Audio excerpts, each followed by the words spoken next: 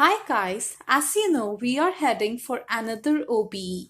Scoring in any art subjects is extremely tougher than scoring in other streams because their answers are more objective while ours are subjective.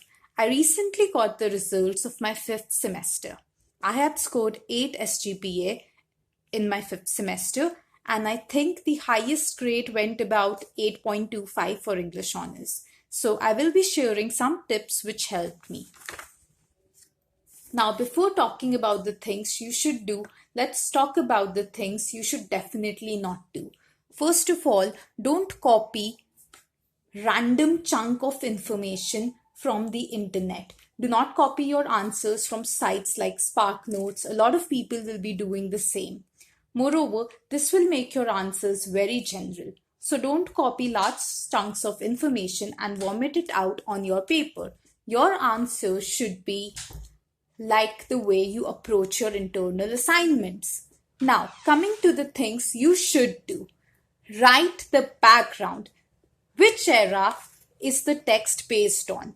Most of all, what's the literary importance? How is the history of this era impacting the text?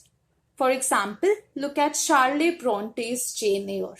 The Victorian era was known for being sexually repressed and how it viewed women in categories. This is something that can be seen in the text, particularly in the characters of Bertha and Jane, who are at looming ends against each other.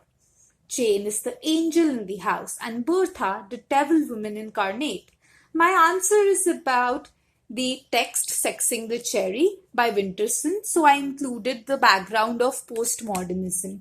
You can begin with a quote or an idiom to make your introduction stronger. Over here, I have begun with a really common idiom that there are two sides of the same coin. Mention critics, but not randomly. They must have some context.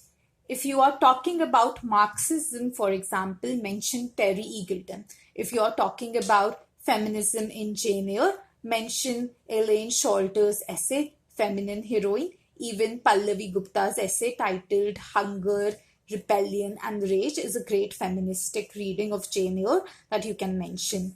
Try to mention at least 3 to 4 critics with context, cause one answer now counts for 25 marks. Also, you should try to write direct quotes from the text.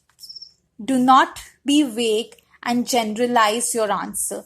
If you talk about gender roles in Pride and Prejudice, for example, don't simply write that women were confined with no financial means. Specify how the laws of that time did not allow women to own property, and so the only means to secure themselves was through the institute of marriage.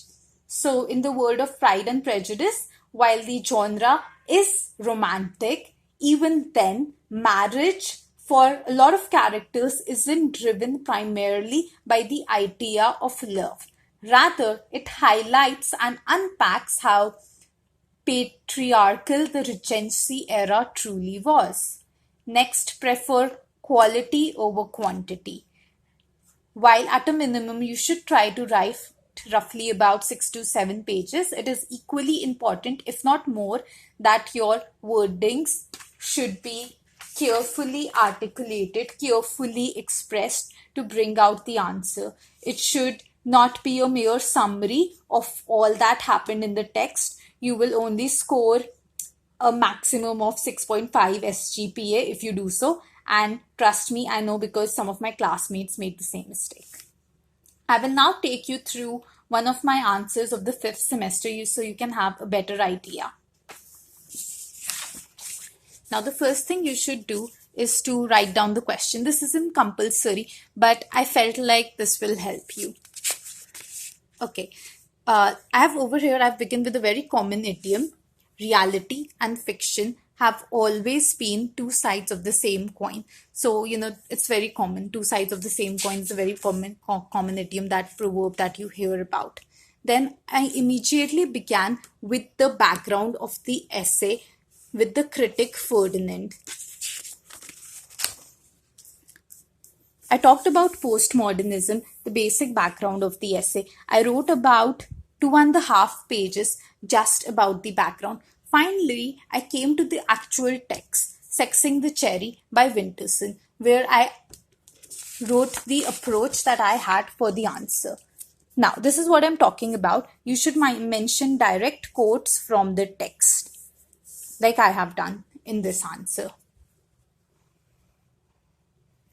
Here are some more examples of the direct quotations that I have used from the text. Make sure you underline the name of the text that you are talking about. You should do this for all your papers. Mention the name of the essay as well when you talk about the reader and give the context of the critic. I've written about 4 to 5 critics. I've almost mentioned 4 to 5 critics in one answer. Okay, so the critical analysis becomes very important.